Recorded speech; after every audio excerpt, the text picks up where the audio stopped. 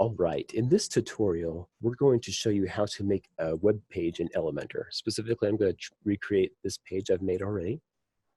I'll show you how it's built, and then I'll kind of make it from scratch.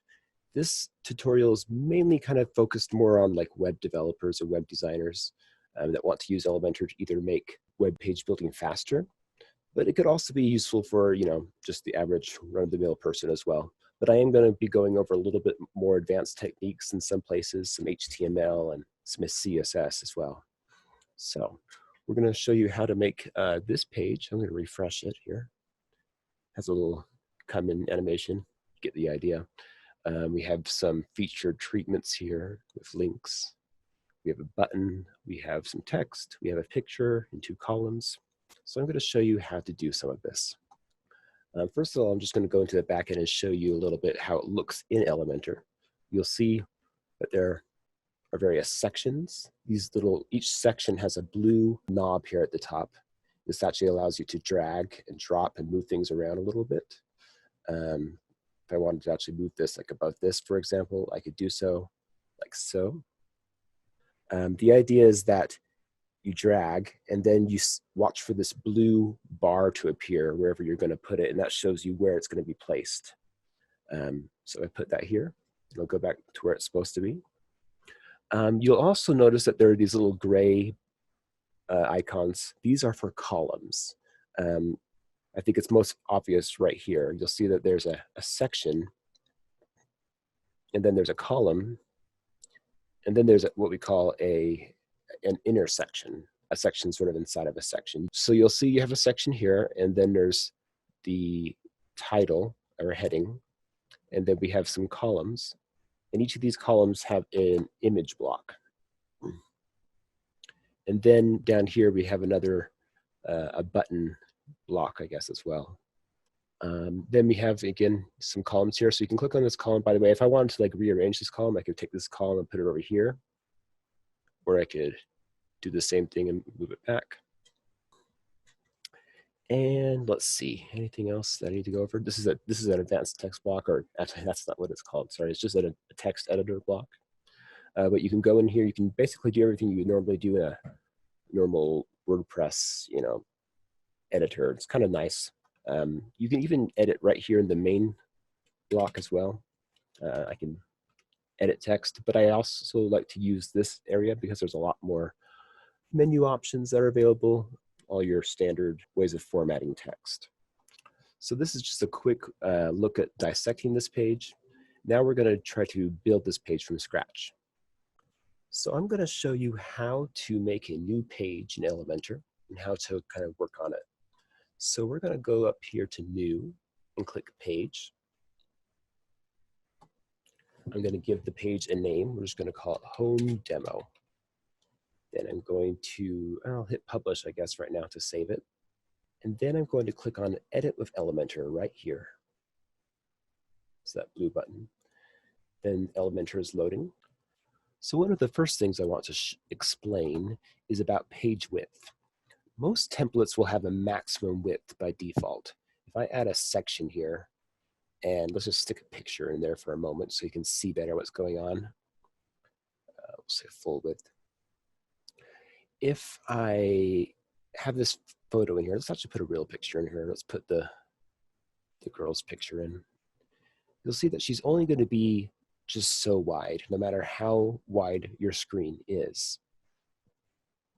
But there are ways to overcome this. If I click on this right here and then choose layout instead of box, I could do full width. Now you notice that we went like 2 pixels wider.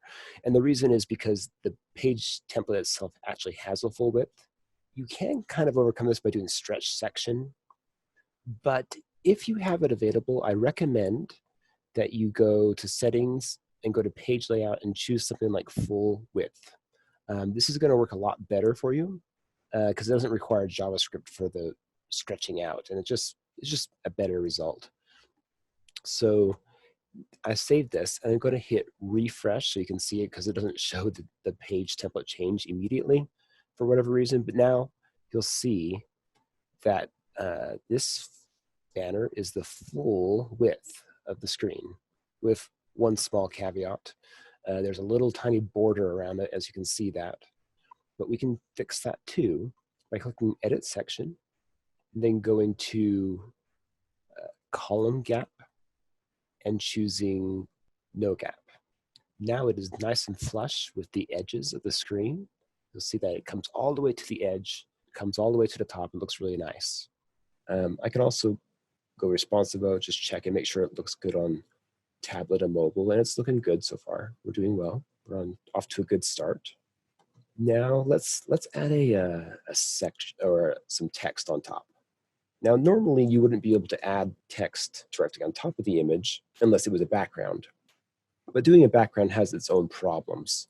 Let me show you what I mean actually.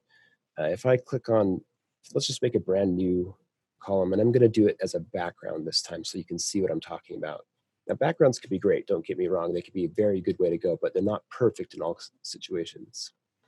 But let's click on background, let's choose classic. Let's grab an image, let's do that same image as before. And you'll see that this section now has her as a background, but you can only just see her barely poking out there. One way we could overcome that is by putting a minimum height, a min height right here. And now we can say min height of 600 pixels. And that looks, looks all right. Another thing we can do too that's important is to just resize the image so that no matter because right now the image is just exactly what the image originally was, no matter what size screen you're on, and no matter how big this box is. So if I click on size and choose cover, now she resizes based on the width of the container basically. And it makes sure that the image will always cover the box. But sometimes that may not always be ideal because it's covering the box, but you can't see her anymore. All you can see is the background. Same thing here. So, and that's because we have this max height, right? So there's some challenges to overcome with the backgrounds, but they can be great. You just have to be aware of them. If I turn off matte height, then you see that she kind of resizes here. She's a little bigger, but we got some issues. Now I could take some text and put it in here, or instead of doing that one, I'm going to do the heading, like so. Add your text here, that looks fine. We could take our original text, confident smiles, begin with Putnam Valley Dental. Just paste that in there. And you might use a little HTML if you want to. In my case, I actually, I think I did a small tag.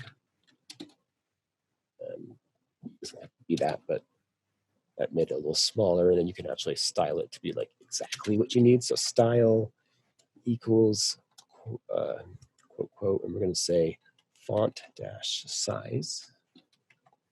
We'll say 55%. It's pretty close. Let's try 45%. Too small. How about 50? We're getting really close now. 49. There we go. That looks just about perfect. I'm sure I was just trying to make this be exactly the same width roughly as the text on top. Let's make it an H1 tag. There we go. Let's look a little better. But as you can see, we can only see part of her. There's another way we could overcome this besides min height. We can use some padding. So let's try that. I'm going to put some padding on the top and bottom of this image. I don't want to use pixels. Let's use percentage.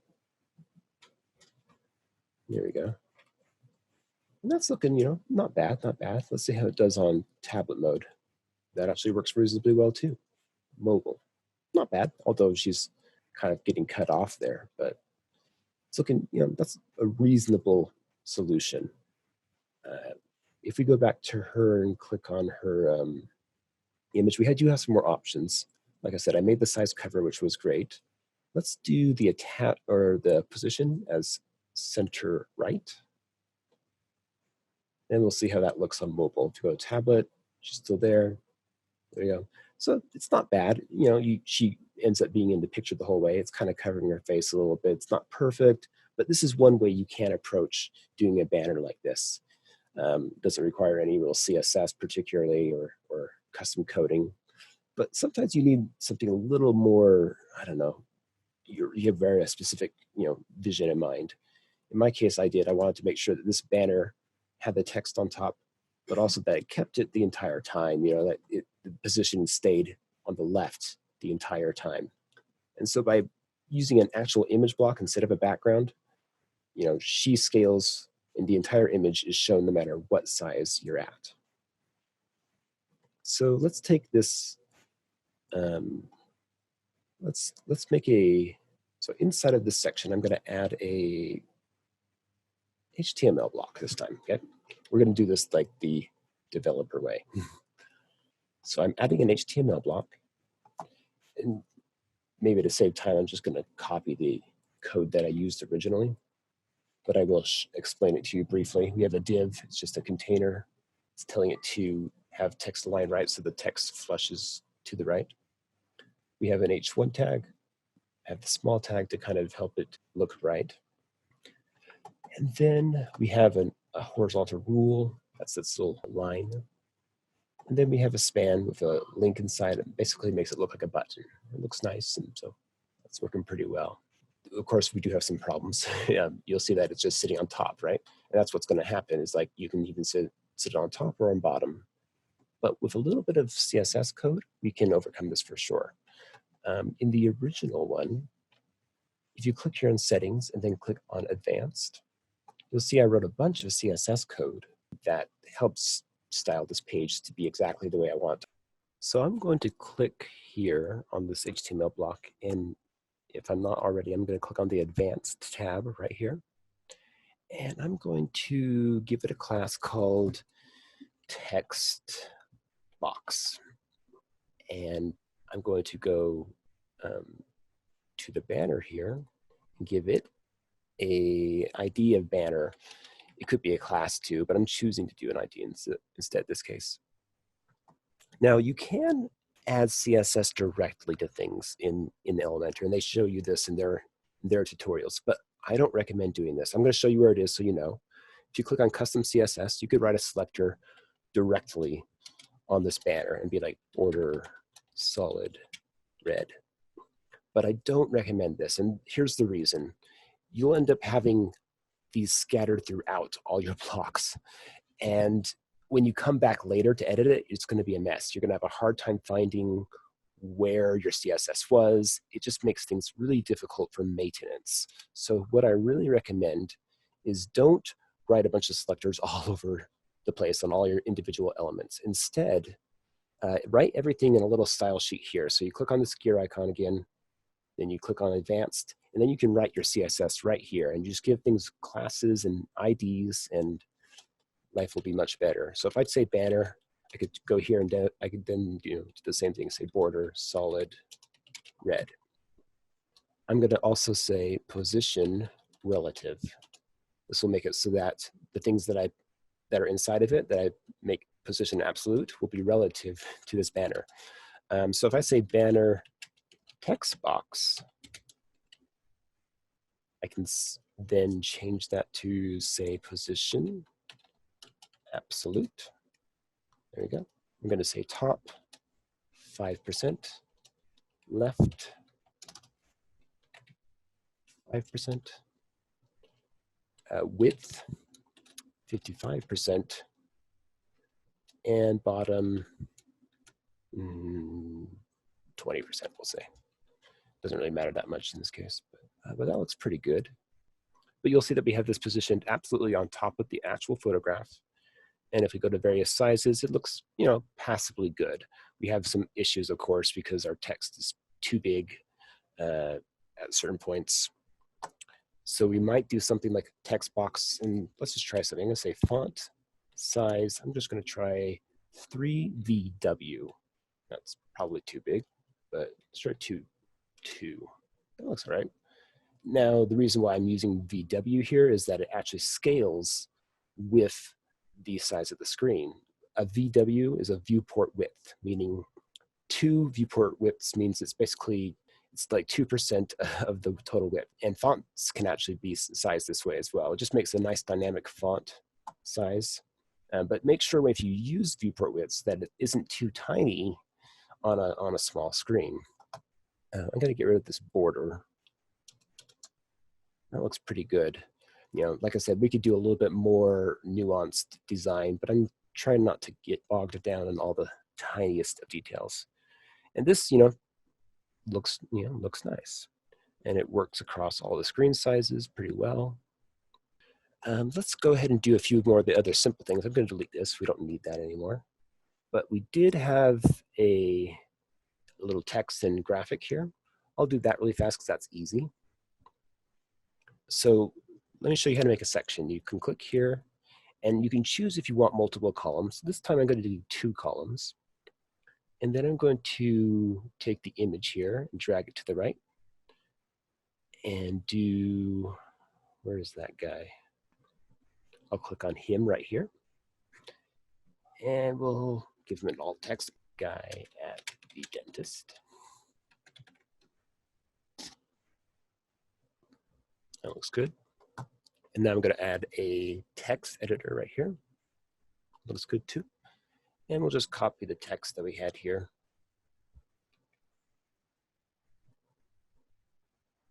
Boom. Although there's something a little funny happening. I think it's because I copied it and probably got some of the HTML that we didn't need. So let's just copy it like this. So no formatting, and we'll just put the formatting in manually, like so.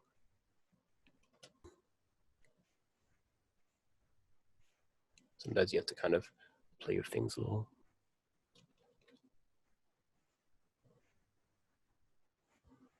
See how there's like a extra line there. I just got to get rid of that. And let's share this one. See what happened there? I didn't, this is actually part of the same paragraph. We don't want that, so I just need to enter. Oops, not H1, H2. And then get rid of that extra line. That looks better. So that's good looking text there. And then there's this services section. Let's take a look at that a little closer on the original website. So I have a section with a background color. I have a H2 tag here, I believe. And then I have some columns. Let's see if we can make that here. So I'm going to click this little blue plus icon. And I'm actually going to choose, you might think I was going to use 4 columns, but I'm actually going to go with 1. And I'll show you why. I want to have this section have a single color that wraps around everything. And I need to be able to put in a header above it, centering it. Then I'm going to take this intersection right here, place it here. And this is where our 4 columns are going to be. So make 4 columns, add a column. Now we have 4 columns here. And then I can just go in here and image, drag in an image, find that photo. What was the first photo? It was the smiling mouth right here. That looks good. Go in here, grab another photo. And it was a little girl in the chair. There she is. There we go. And we'll do the other 2, which are these 2. Okay. So grab in here, grab another image. Boom. And there she is. One more. Boom. And this one. Okay, that looks good. Now we have these images, and they link to various pages on the site, or they will. To make them a link, I just make sure I edit the image, and then I can choose link and change it from none to custom URL. I can start typing in here, cosmetic. I'll see a list of pages that exist. Let's see. Where does that one actually go? Does it go to just the cosmetic dentistry? Yeah, it does. Okay.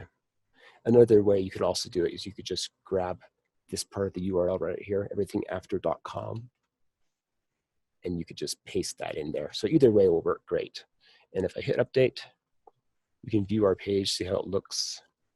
So as we can see, the page is still looking a little rough around the edges, but not terrible. It's looking pretty good overall. we do need to add our little swoosh at the bottom here and the background color. And we could probably refine this a little more, to be quite honest, too.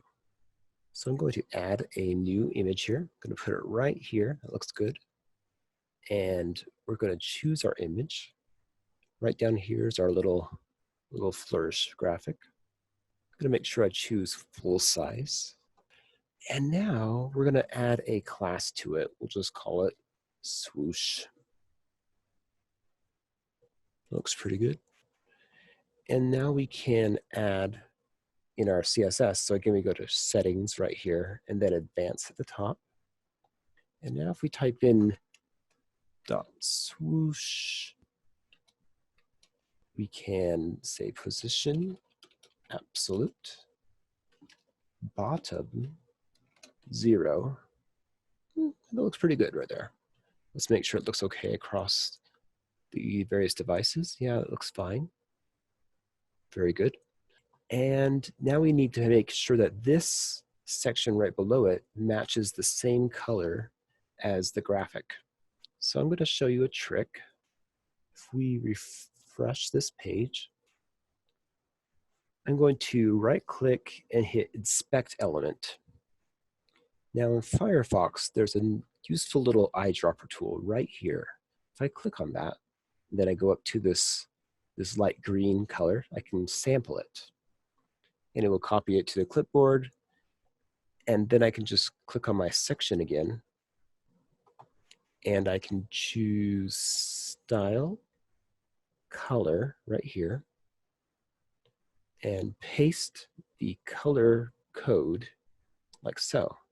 And now that matches, although we do have a little bit of a space gap at the moment. There are a few ways we might want to fix that. Probably the easiest way is just to go to the Advanced tab while I'm selecting this section. And we'll just do some negative margin. There's probably actually a better way. I'll have to look and see, but this is a simple way to fix it. Something like that. And that tightens it up so they touch each other cleanly. There we go. That looks pretty good. We got our little heading, we got our pictures, and we got our text. So basically we have the page built. There's definitely some refinements that we could still do compared to the original version. And that's where some of our CSS will come in. The original version has these nice overlays. They are actually captions that I wrote some special custom CSS for. The easiest thing I could do is just copy and paste my original code over, but maybe that wouldn't be as instructive for you. So I'm trying to think the best way to do this for you. I'm going to edit this image. I'm going to go to Caption and choose Custom Caption. And then I'm going to type in Cosmetic Dentistry.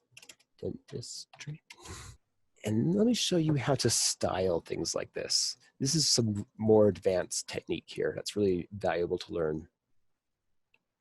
So if I refresh the page and come here, you'll see it says Cosmetic Dentistry. Of course, it's right below the image. It's not on top of it like our original that we made. Now, there's a way I did this, and I had to write a little CSS. And let me show you how this works. I'm going to inspect this element and get an idea of what it's called. It says it has a class called Widget Image Caption. Let's just try it. So if I make a class called WP Caption, that'll be good. You can kind of see what I'm doing over here. I'm going to write a little bit of CSS. I'm going to say background green, color white. It's still below it. So let's make it position absolute, bottom 0, width 100%. Beautiful. Now we essentially have what we had over there. Then I could just take this and copy it, come back over here, go to my CSS that I've been writing, paste it in there. Look at that. That looks really good. We can do the same thing with the others now. All we have to do is go to Caption, Custom Caption. We can type in Oh, whatever that one was for, forgot. Preventative dentistry. And there it is. And then we can add our link as well from here. Just copy that, paste it in. Now the color is not right. This green isn't the correct green. So instead of just using our simple keyword green, this is looking kind of bad actually. Let me clean that up a little. There we go, that's better. We could sample the original color. Like maybe we want to sample it to be the same color as this. If I paste that in there, see that looks a lot nicer. So we'll use that color. All right, that looks really nice. So we have cosmetic dentistry, preventive dentistry, and we could do the same thing for the other two. But at this point, we're getting a little redundant. Other than that, it's just a few little things like making sure that your padding is nice, making sure that you have some padding here so that it looks good. Maybe putting a little bit of padding at the bottom of this one. Oops, that's margin, that's outside. I meant to do padding at the bottom. There we go, that's actually doing all of them. If I uncheck this though, I can kind of use each one independently. There we go. Now let's pretty up this title here. It's a little rough looking still. We know that we have, in our text box, we have an H1. So if I type in text box, if you can see that, okay, maybe I'll make my font size a little larger for you. H1, I can define how big I want an H1 to be. Like for example, if I want it to be 2 EM or 3, definitely not 4, probably 2.5-ish, something like that. 2.3, just kind of play with it until you get it right. That looks about right. So we'll say 2.2 EM. And then I'm going to tell my text box H1 small to be a very specific size too. Let's say font size 50%. I'm also going to say display block. That will put it on its own line. And that looks looking pretty nice. I can make this a little bigger though now. Let's go that big. Let's go back to 3 EM. That's actually working all right. Let's adjust that slightly. Instead of 50, I'm going to say 49. There we go. And let's see. Maybe on the left, instead of 5%, I'm going to say 2%, maybe even 1%. There we go. We're looking a lot closer to our original now. It's not black, though. It's actually a dark green. So if I go back here and I sample this color, I can go back into this H1 and say color. There we go. Then it's that same color. Also, the original, I put a little bit of a kind of a light drop shadow. It's actually a white drop shadow, so kind of like a glow almost. If I can do the same thing here by saying text dash color. No, sorry, text dash shadow. We'll say 1 pixel. That's 1 pixel over, 1 pixel down. And we're going to say white, basically, like that. I can also put a little bit of a blur, which is probably a good idea. Maybe 8 pixels. That's too much. Let's do 4 pixels. I don't know if you can see what that looks like very well or not, but just a little subtle shadow to give it a little bit more contrast, help it pop against that background. If I update it, we'll take a look. There it is. There's our original. They're pretty similar now. The button's too big. We'll just do this. We're going to look at our HTML code, which says Elementor button wrapper button. I could do that, or I could just say dash button. Maybe I should say inside the banner specifically, because we don't want to affect all buttons. We'll say font size 1 EM. No, that's not gonna be. That's not gonna do. Maybe 0.5 EM. Well, that's way too small. 7. There we go. We'll see how this looks on our various sizes. It's looking pretty good. There are definitely a few minor adjustments we could make. We could even make some media queries, which I believe I actually did in the real build. But I'm not gonna try to, fine tune and finesse this perfectly for this video. The main goal is really to kind of teach you how to use CSS, how to even, in case you don't already know, how to work with the developer tools a little bit, which is, again, inspect element, and you can grab the class of things and write new classes, which is very useful if you don't know that already. And then you can write CSS and HTML right in Elementor. And then you only need to do that for the things that are a little bit harder, a little bit more custom. Whereas a lot of other things, you can just, take advantage of the speed advantages of Elementor. Well, hopefully this tutorial has been helpful for you. Maybe you learned something. If you did, give it a like. Other than that, hope you're having a great day. We'll see you soon, maybe.